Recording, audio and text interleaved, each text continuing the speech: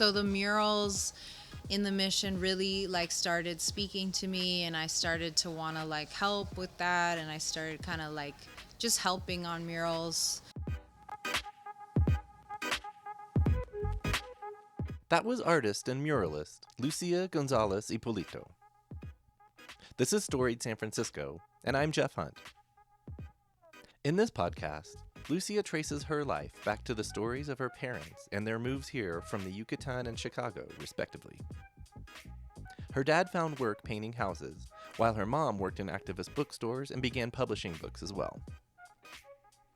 Lucia talks about being born and raised in the Mission, always surrounded by her parents' activist and artist friends. She ended up going to an art high school up in Napa, which was where she decided to dive into the world of art. Here's Lucia. Well, my father came here from Merida, Yucatan in Mexico, and when he was in his late 20s, and just really to find work. I mean, he was started off as like a house painter, and Outside or inside?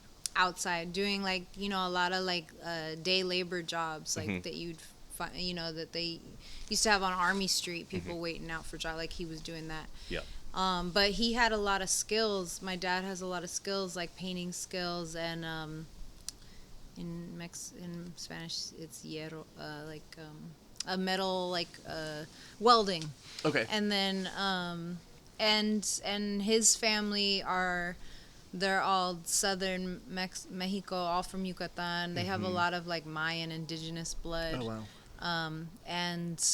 And yeah, and my dad's also an artist. I mean, he was the one who like really encouraged me to start drawing and painting at a really young age. Like, Nice. But he was always like very. He did a lot of like cartoons and stuff. He used to work for like Mission Grafica and Mission Cultural Center, and he did a lot of like cartoons for newspapers and stuff that he still has. Like he has like all these old archives, and they're really cool. And so I always like as a kid, I always used to do like kind of cartoony stuff too.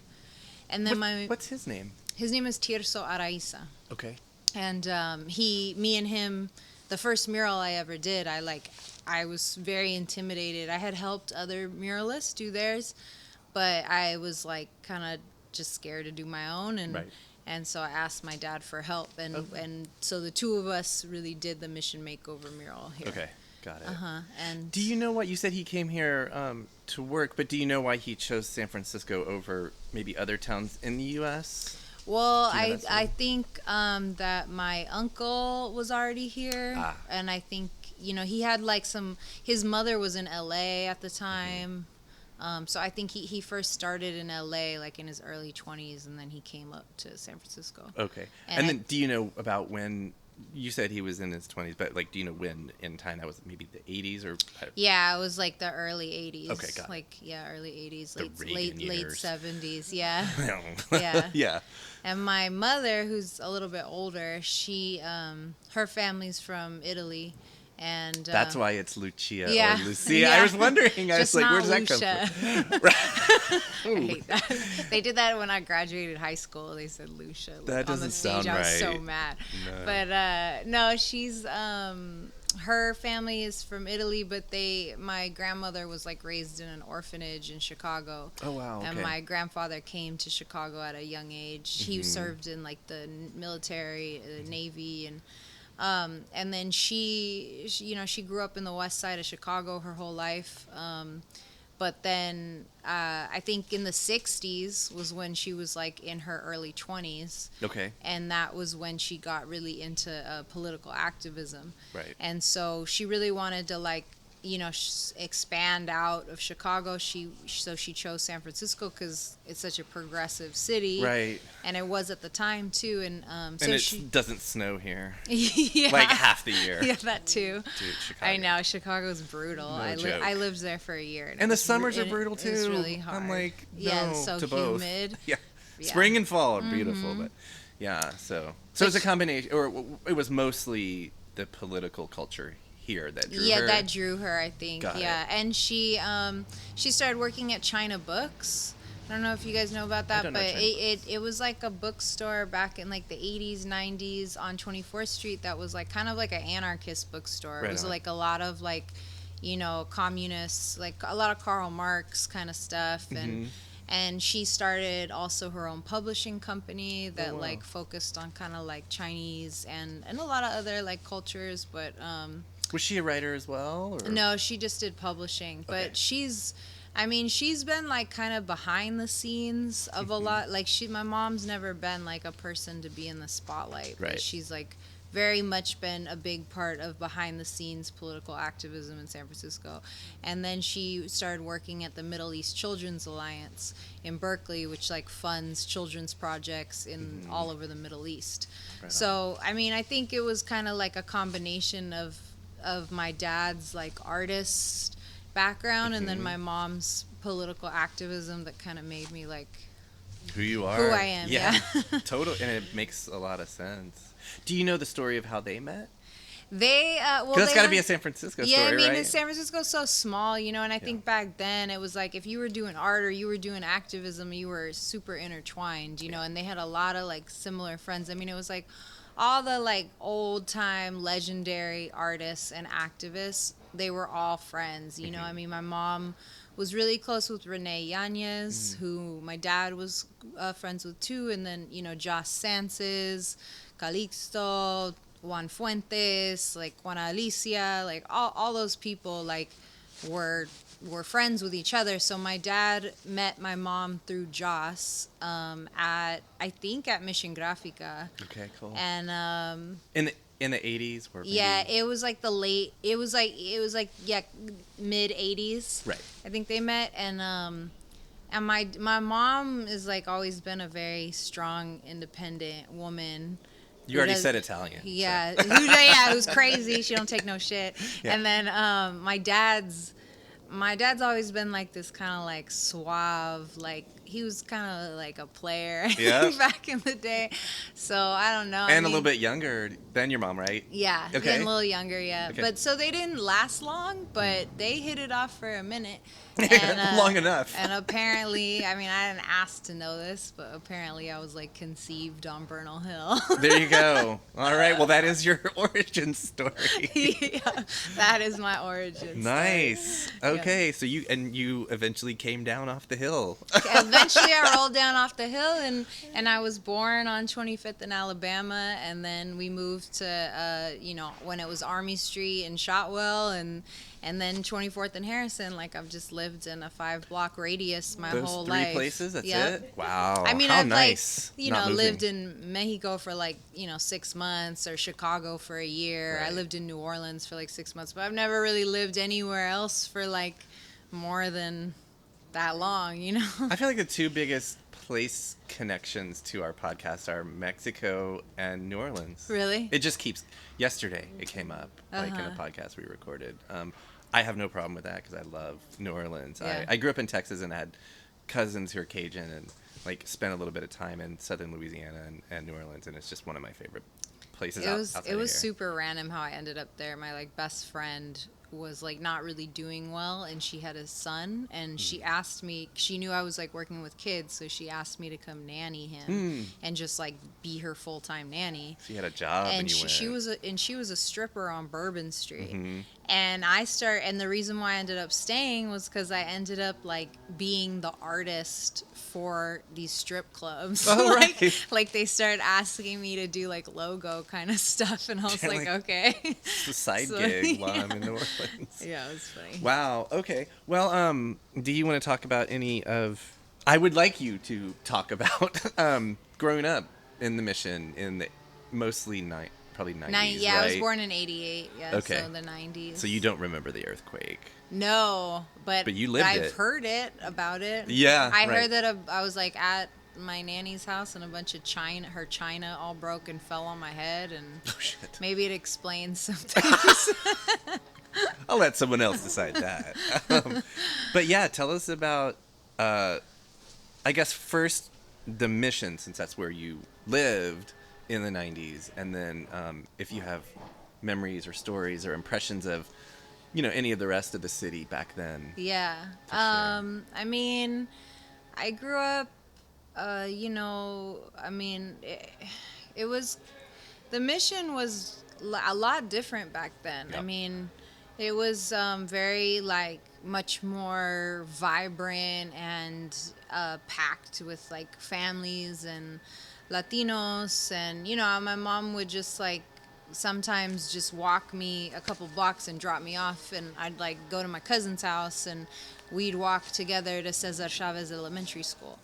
And, I used, like, it, but I mean, while it was, like, a lot of families, a lot of Latinos, a lot of artists, it was also scary at times, too. I mean, there was a lot more, like, gang violence, and a lot more, I mean, there's still really bad police harassment, but there was a lot more of it. And I don't know, I think my mom tried to keep me, like, as sheltered as she could. And Do you have siblings? I do, but they're all on my dad's side. Got it. Yeah, he's the player, but Right. I really shouldn't let him hear this podcast. Just saying So, that. but growing up, it was just you? So, yeah, my Early on? parents weren't together, and I mostly lived with my mom. Got it. And she was a single parent. And my dad, I would, like, go stay with him sometimes, but he would be kind of, especially when I was a kid, he was mostly in Mexico. Okay. And he would kind of be, like, back and forth. And then he like got married. He got remarried a few times, and then he ended up having my younger sister. Got it. And her mother was Swedish. Oh, wow. And decided to, like, up and move back to Sweden right when my little sister was born. So Damn. then my dad was, like, transitioning between Mexico, Sweden, and San Francisco, and, like, trying to maintain As that. you do. Yeah, and I, like, hardly ever saw him, but Right. but when I did, it was always cool, because it's like my mom always had, like, my mom was very smart with her money and her investments, and she, like, invested in this apartment in the 80s, like, and it was one of the few people that did that at the time. I mean, people So didn't smart. invest in property and didn't believe in it. My dad Right. didn't. And so my dad always had, like, was always renting, like, really cool apartments. Like, when I was a kid, he lived on Guerrero Street, where Catherine Michael's school is. It's like a K through 5, I think. And Maria Luna, who is a flamenco dancer in the mission, she used to teach dance to the kids there. Oh, wow. And so she somehow got my dad an apartment in the attic. And it was like, I mean, I was so spoiled, because Yeah. I pretty much lived in a school. Right. So I was like, just would, With like, the flamenco dancer. yeah, so I could, like, do whatever I wanted. Like, I just would, like, run around in the jungle gym and, like, Yeah. hang out, and then, come to my mom's house and be in the mission eating whatever I wanted. So, Oh, man. I mean, I had a pretty good life in the mission. Should we talk about food? I know, right? I'm like, I didn't eat lunch. Maybe we should. Yeah, maybe not. The food, like, it was a lot different back then, too. Everything Right. was so cheap. You could get, like, a $6 burrito, now. Shit, I remember $3. $3? Yeah. And I moved here in 2000. I remember $3 burritos. Where was that at? Over, not the mission. Not in 2000. Yeah? Yeah. Nah, I don't believe you. Veggie burrito. So no meat, but at, God, what's the place called? It's like across the street from the Safeway on Market and Church. Oh, Casillito. Oh, really? Okay. Yeah, Casillito. $3 in 2001. Okay. Yep, it All happened. right. Maybe. And it was like, the next year it was 4 or 5. Uh-huh. Okay. Yeah, now it's 10. If you're lucky. Yeah. Yeah. So I don't know. I mean, the mission was, like, crazy, but I mean, I think in, like, my middle school and high school years, I think it kind of influenced me in a bad way. I mean, like, I was, like, bullied a lot in middle school, and then, I like, in high school, it's like guys out here, like, dogs, and then girls are, like, try to jump you. It was crazy, and then, so kind of trying to stay out the way, but also, like, getting into trouble and not really knowing what I was doing. But I think later on, like early 20s was when it started to influence me in a good way, and I started realizing that, like, I wasn't, like, taking full advantage of my environment like I should have been, like, I had so many outlets of mentors and you know, like examples, and I felt like I was like, okay, you know, I don't know what I want to do, but I have this in front of me, so like a community. Yeah. So the murals in the mission really like started speaking to me, and I started to want to like help with that, and I started kind of like just helping on murals and feeling like, you know, I feel like and feeling like youth in the neighborhood, like because I used to feel like that too, like where it's like you don't have anything else, like you're kind of stuck in your hood, you're stuck in whatever, you know, if you're in the projects, like you're just stuck there, or you know, you're stuck with your family or whatever. But it's like, but we also live in a city that has so much art, and it's and so many different kinds of art, so it's like, you know, I felt like that was really important, so I started working with youth, and yeah, and then I started doing my own art, and yeah, I want to hear that story. Like, wait, were you doing art as a young person? I was, but you know, like we all had art class. Yeah. Or most I think I was doing a lot of art when I was a kid. Okay. And then when I got into like middle school and high school, I think I got really like intimidated. And then also getting out of high school, I felt like I felt like seeing my dad kind of struggle. Like I was like, I don't know if I want to be like a starving artist, right, you know? And, right. And I started thinking I was going to do something else, like go to like nursing school or something. But I was like, not me. I mean, I'm terrible at math, and, you know, like, I was like, what am I doing? It's boring, you know? Yeah. And then later, like around, I think like 19, 20 is when I got back into my art. And do you know what it was about it? I mean, obviously, like when we're teenagers and early 20s, a lot of us are like looking for stuff, and so we're trying different things, or like, was it that? Was it just like you had to try some different things, or? I think I just had to like do trial and error, you know, see like what wasn't working, and then, you know, I felt like okay, like this, you know, as hard as it's gonna be, like this is what I want to do, so. You know, and I think it's still like not always just what I want to do. I mean, I also was really interested in teaching, so I started, you know, working with kids and at schools, and working as a preschool teacher or an after school teacher in middle schools, and that also made me want to do more like teaching art. Right. And have you done that? Have you taught art? Yeah, okay. like I've taught art classes. I've done a lot of art workshops, and then I just kind of have incorporated art into like lesson plans if I'm teaching too. Right. But yeah, I mean, and then I don't know, and then I also felt like at the time, you know, a lot of stuff was happening in the world, and I felt like I was like, okay, Mom, like I'll finally listen to you about the stuff you've been trying to teach me that I've just been in one ear and out the other, you know. So I started kind of incorporating things. I think, you know, I was doing really bad like in high school, and I was just like not listening and kind of all over the place. So my mom ended up... Were you having fun, though? I was having fun, yeah, but like okay. a little too much fun. So my mom was like, okay, I'm going to send you to like a boarding school. Oh, shit. And it was in like... And she heard about it because my friend was going. My friend's mom sent her. And it was in Napa, California. Okay. But my mom found it because it was like an art school. Okay.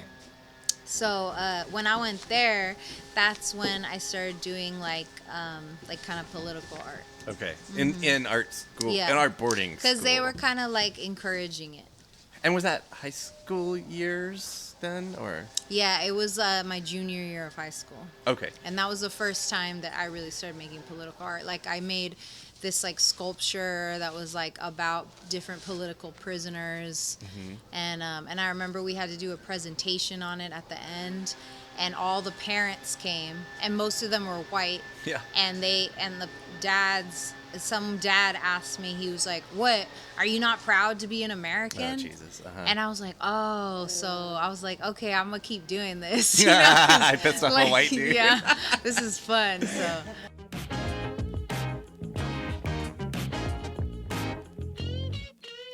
That was Lucia Gonzalez-Ippolito. On the next episode of Storied San Francisco, Lucia will continue her story, talking about the many murals she's created in the Mission. Join us for part 2 this Thursday. Music for Storied San Francisco is by Otis McDonald. Photography is by Michelle Kilfeather. The show is hosted and produced by me. Michelle and I have produced more than 130 episodes over the last 3 years, and you can find them all at our website, storiedsf.com. We're on Twitter, Instagram, and Facebook, where you can like, comment, and share the stuff we put out. Find the podcast just about everywhere you can listen, including, most recently, BFF.FM's new podcast network. Please subscribe to stay up to date on all the content we publish. We love feedback, so if you have any, our email is storiedsf@gmail.com. Thanks so much for listening. Stay strong, stay safe, and stay healthy.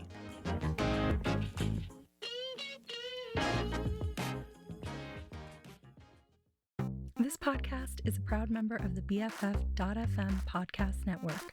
Learn more at podcasts.bff.fm. BFF.FM, best frequencies forever.